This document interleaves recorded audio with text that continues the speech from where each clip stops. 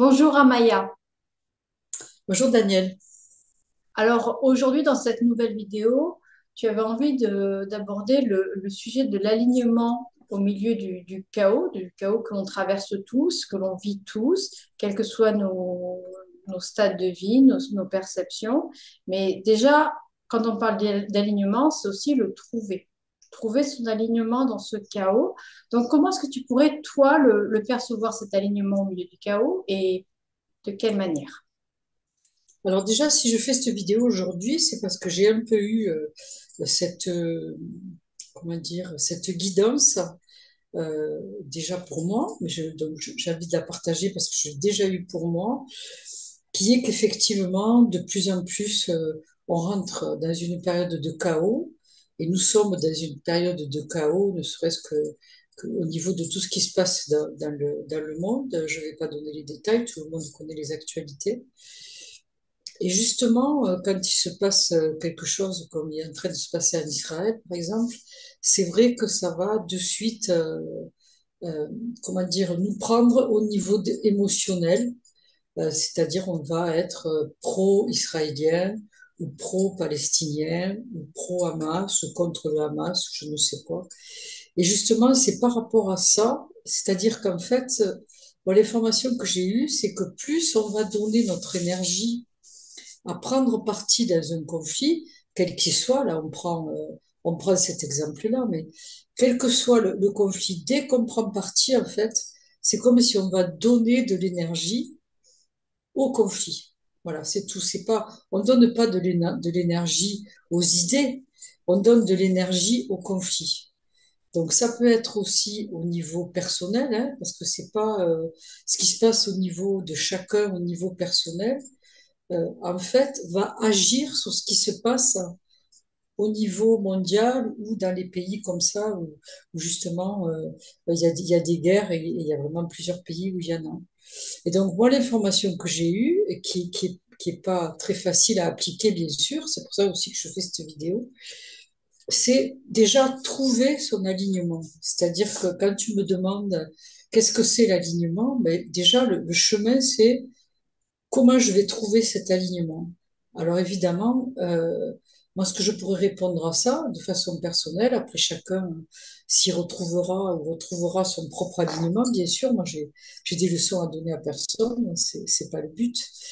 Mais disons que l'alignement, c'est pour moi vraiment quand j'arrive à me centrer au niveau de mon cœur, et aussi que j'arrive à me centrer à un niveau, ben, ici, c'est pas, c'est-à-dire, l'attention, elle n'est pas devant, elle est un peu décalée comme ça, elle est centrée, elle est au niveau du cœur.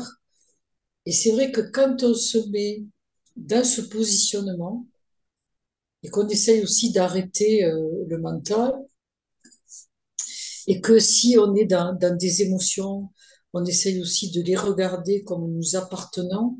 Voilà, parce que c'est tous les pièges, ils vont être là. C'est que on va avoir tendance à partir soit dans notre émotion, c'est-à-dire que chaque fois que qu'on regarde des informations, quelque chose qui nous touche, il faut savoir que on est chacun touché dans notre propre histoire personnelle, en fait, hein, tout simplement. Si je suis révoltée par rapport aux injustices du monde, si je suis révoltée de façon émotionnelle, ça va forcément prendre racine dans les propres injustices euh, que j'ai subies et qui sont encore blessées en moi. Voilà. Donc tout ça, je trouve que c'est très important en ces temps difficiles de regarder que la façon dont je vais réagir aux actualités, dont je vais réagir surtout à ce qui aussi nous est présenté, parce que si on regarde les médias, la télévision, comme je le fais un petit peu justement pour voir ce qui se passe, eh bien, on voit qu'on se fait très, très, très facilement embarquer dans l'émotionnel. On nous montre des gens qui pleurent, des gens qui crient, on nous montre la souffrance à l'état brut. Et je pense que si, de regarder la souffrance quand elle ne fait que réveiller notre propre souffrance, ça ne sert à rien. Voilà.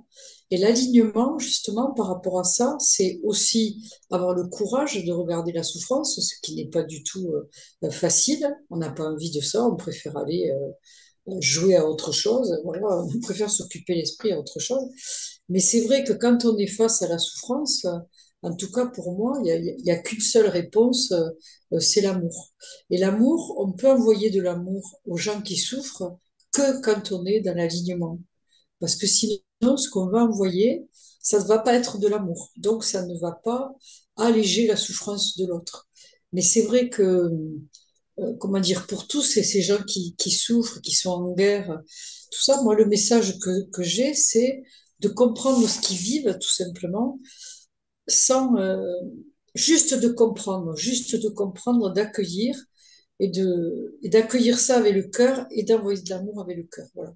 Bon, c'est ça l'alignement. Bon, évidemment, c'est pas du tout facile parce qu'on n'est pas là-dedans et que tout nous pousse à ne pas être là-dedans. Je parlais des médias, bien évidemment, des informations qu'on a qui sont martelées comme ça à longueur de temps, et moi je suis pour, et moi je suis contre, et moi je suis pour un tel, et moi je suis pour quelqu'un d'autre. Et voilà, je pense que dans les temps que nous vivons, il n'est plus temps de faire ça, il n'est plus temps de prendre parti, il n'est plus temps de se quereller.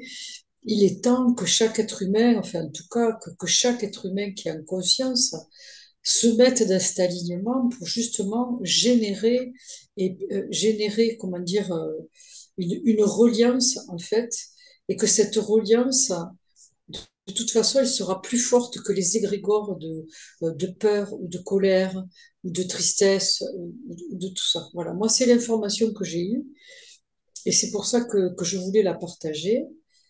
Je sais que c'est pas facile, parce que c'est pour ça que j'ai dit trouver son alignement. Ça veut dire que ça, on peut se réajuster même plusieurs fois par jour, moi, même plusieurs fois dans une heure, hein, pour dire, hop, ça y est, je me fais avoir, je repars, et ça y est, je me fais avoir. Observer aussi de quelle façon on peut être manipulé dans l'émotionnel et de quelle façon tout ça, en fait, ça n'aide pas à dissoudre le chaos. La seule chose qui peut dissoudre le chaos, c'est c'est justement d'être le plus aligné possible. Donc, et c'est vrai que quand je parle d'alignement, je parle souvent d'alignement avec notre âme, en sachant que notre âme, enfin, en tout cas ce que j'appelle notre âme, est reliée à un champ unifié en fait, où justement qu'il n'y a qu'une unité. Voilà. Et le chaos, c'est le contraire de l'unité. Donc, pour retrouver cette unité, c'est déjà en soi d'essayer de la, en tout cas de la trouver en soi, même si ça ne dure pas. Parce que je n'ai pas la présomption de dire que je suis toujours comme ça. Et je pense que c'est pas la peine non plus de se mettre la barre trop haute en disant oui, il faut être comme ça. C'est pas ce que je suis en train de dire, parce que si on met la barre trop haute, en fait, on ne va pas y arriver. C'est juste, même si c'est des petits instants dans la journée où je me réaligne euh, et que chaque fois qu'on me remet le plat sur ces informations, sur l'émotionnel ou sur des personnes, essayer de se réaligner. Voilà, ça c'est vraiment l'information que j'ai eue. Et ce que je vois aussi, c'est que au niveau relationnel, interrelationnel avec les autres, il peut aussi y avoir du chaos. Enfin, en tous les cas, moi, dans ma vie, en ce moment, il y a un peu ça bouge beaucoup. Alors, peut-être, Daniel, tu vas me dire que c'est quelque chose de général, qu'il y a l'éclipse, etc. Mais en tout cas, c'est vrai que par rapport à ce chaos ou à ces comportements, des fois, des personnes qui peuvent nous agresser, qu'est-ce qu'il faut faire face à ça? Et c'est vrai que la première réaction qu'on va avoir, c'est de partir dans la colère comment dire, oui, dans la colère, ou à vouloir avoir raison, ou à vouloir... Et tout ça, en fait, ça ne fait que nourrir, en fait, ce chaos général. Et donc, c'est vrai que ce qui se passe au niveau individuel, c'est pour ça que trouver euh, comment dire, trouver son alignement dans les relations qui sont très proches, que ce soit la famille, que ce soit, oui, surtout la famille, les amis, le conjoint, les parents, etc. Et quand on est vraiment aux prises à de l'émotionnel, quand on est aux prises aussi à des histoires familiales qui, de nos jours, sont en train de ressurgir, parce que de nos jours aussi, je pense qu'il y a beaucoup de choses qui sont amenées en surface pour être regardées, éclairées et, si possible, résolues. Mais pour qu'il y ait cette résolution comme ça de conflits familiaux pardon, qui perdurent depuis des générations et des générations, on a vraiment intérêt à être aligné, ça c'est sûr. Enfin, en tout cas, moi, c'est ce que je vis au niveau individuel. Et je sais que ouais, je me raccroche quand même hein, pour garder cet alignement et essayer de ne pas tomber dans des travers qui vont être du réactionnel, voilà, du réactionnel ou du mental qui va aller ta ta ta ta ta ta ta ta ta, parce que tout ça, c'est pas bon non plus. Voilà, à peu près ce que je voulais dire. Au niveau alignement, bon, on a bien compris que c'était quelque chose d'extrêmement difficile. On est tous confrontés quelque part à ces interrogations-là dans notre chaos quotidien, comme tu l'as expliqué. Euh, Comment pouvoir prendre conscience de tout ce qui peut nous désaligner? Ça, c'est ma question. Comment est-ce qu'on peut prendre conscience de tout ce qui peut nous désaligner au vu de tout ce chaos qui est souvent volontairement mis en place? Ce que je sais, c'est que ce qui peut nous aligner, en tout cas, c'est de nous relier à la nature, parce que ça, évidemment, c'est ce qui aide pour moi le plus, d'aller dans la nature, d'écouter le bruit de l'eau qui coule, d'écouter le vent dans les arbres, d'observer les animaux. Et en tout cas, moi, c'est comme ça que j'arrive le mieux à m'aligner ou à trouver mon alignement, parce que voilà, c'est la vie et c'est la puissance de la vie. Alors effectivement, tu parles des ondes, etc. Et c'est vrai qu'ils ont planté des antennes absolument partout. Bon, moi, dans le Lot, j'arrive encore à trouver des petits endroits où, voilà, où la nature, elle est bien plus forte que tout ça, malgré tout. Voilà. Et c'est vrai que être conscient de ça, mais c'est peut-être faire attention aussi de pas. Enfin, pour les personnes qui habitent en ville, on peut pas dire grand-chose hein, par rapport à ça. Quand on habite en ville, pardon, on peut toujours aller dans les espaces verts, toujours, toujours à essayer d'aller un petit peu à la campagne, de se relier avec les animaux, de se relier avec ce qu'il y a de plus, de plus vrai, ou les petits-enfants aussi. Tout ça, c'est vraiment la vraie énergie de la vie. Parce que comme tu dis, ce chaos, il est aussi, euh, comment dire, programmé, parce que je pense que nous vivons actuellement, je voulais pas trop aller dans cette direction, mais bon, tu m'y amènes, donc j'y vais aussi. Nous vivons actuellement, malgré tout, un éveil, un réveil. On vit en même temps des temps d'apocalypse, donc des temps de révélation.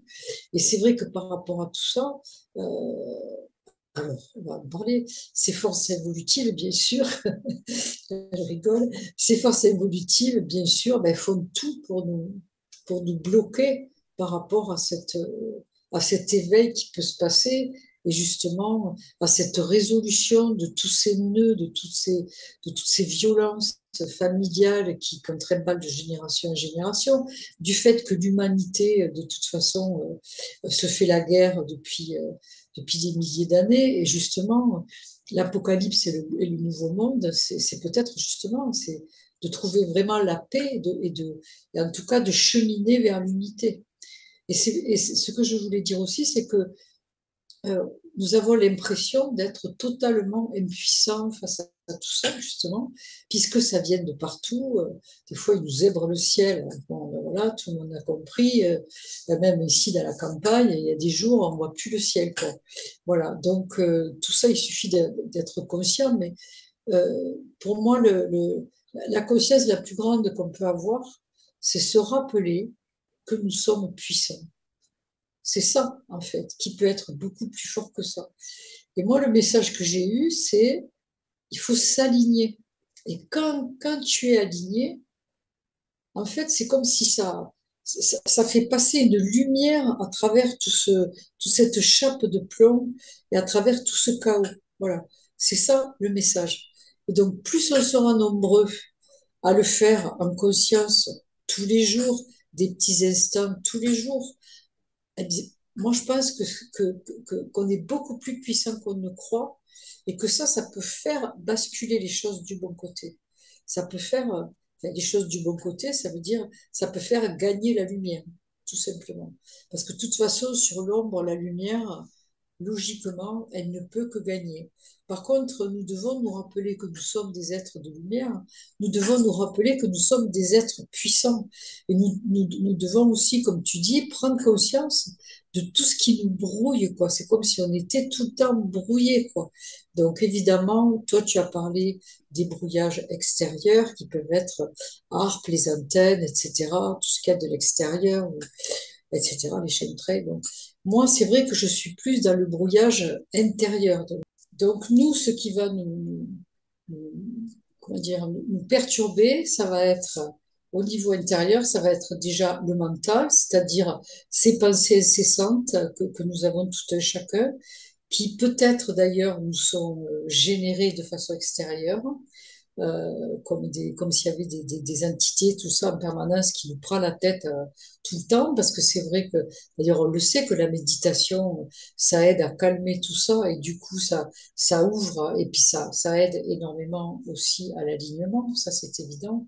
Donc, il y a ces perturbations mentales qui fait aussi que ce mental, on va souvent l'alimenter, on va essayer aussi c'est pas qu'on va essayer, c'est que le mental, à un moment, il va prendre un petit peu les commandes de notre vie et on va avoir l'impression que tout va se régler parce qu'on va réfléchir, parce que tout ça, voilà, ça crée énormément de chaos et ça ne sert pas à l'alignement. C'est-à-dire, si on est trop dans le mental, c'est très difficile de s'aligner. C'est justement en calmant le mental qu'on va plus réussir à s'aligner. Alors moi, j'ai un petit truc que je fais pour calmer le mental, c'est juste de l'arrêter une seconde. Voilà, de faire des petits blancs comme ça. Et le fait de faire des petits blancs, ça suffit. Après, on peut les agrandir un petit peu, par exemple, quand on écoute le chant d'un oiseau ou quand, justement, à l'écoute de la nature, on peut les agrandir un petit peu, ces petits blancs. Et à force, ça se rééduque.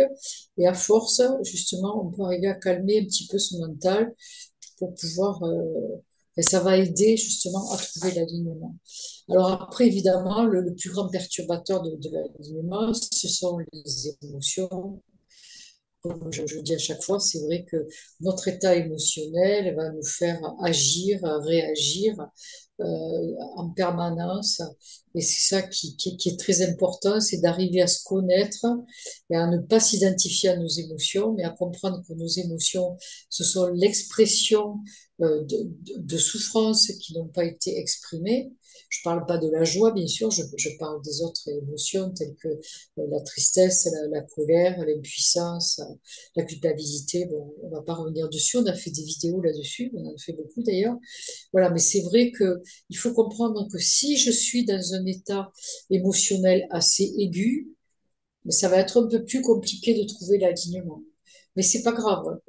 Comme je l'ai déjà expliqué, si je suis dans une émotion, ben, plutôt que de laisser le mental récupérer cette émotion et de partir hurler avec les loups, comme je dis, ben, il vaut mieux se dire, bon, mais coucher en moi, et puis s'occuper de sa propre émotion.